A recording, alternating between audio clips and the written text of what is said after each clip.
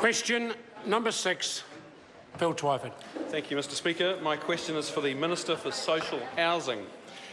What time and date was she first aware that her staff member had released or was going to release information about a police investigation into Te Puea Marae Chairman Hurimoana Dennis?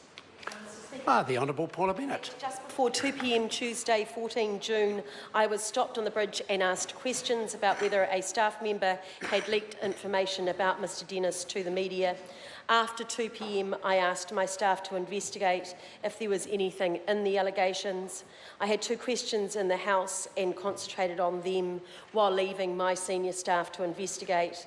At approximately 3:20 p.m. yesterday, one of my staff confirmed to me that they had spoken to a TVNZ journalist about it the week before.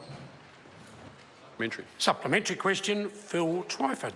Why did her staff member want the journalist to know about the police investigation? Mr Speaker. The Honourable Paula Bennett. Mr Speaker, the staff member has informed me that she was talking to the journalist in light of a meeting I had on Friday morning with Mr Dennis, and she informs me that as an aside at the end, she did discuss those issues with him, as have been canvassed. She assures me that it was not the intention for it to be a smear campaign against Mr Dennis or the Marae. Supplementary question, Phil Twyford. Did she talk to her staff about the information that came up in the meeting with Hurimoana Dennis? And if so, why? Speaker. The Honourable Paula Bennett. Mr Speaker, I had a full brief with 3 or 4 of my political staff members on the meeting that I had with Mr Dennis, and yes, it did come up about the investigation. Supplementary question.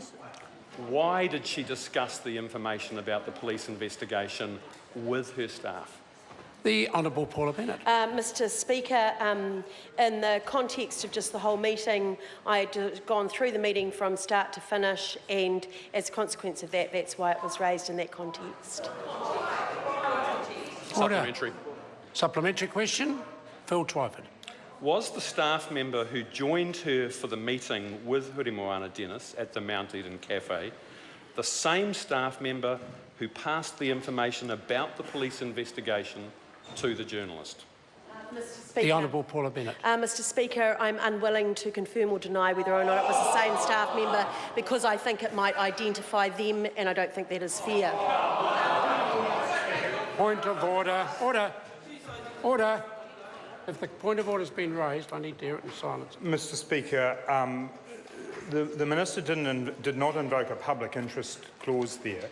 Mr Twyford is not asking for the name of a person, simply whether or not the person who was in the meeting with Ms Bennett was the same person who spoke to a journalist.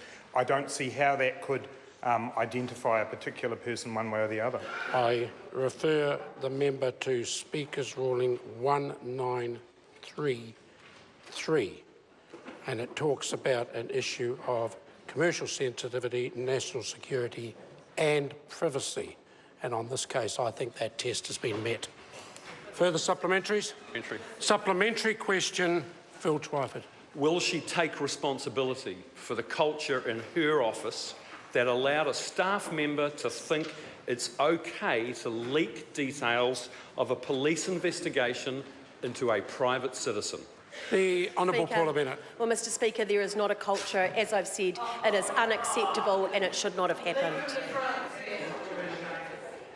Question number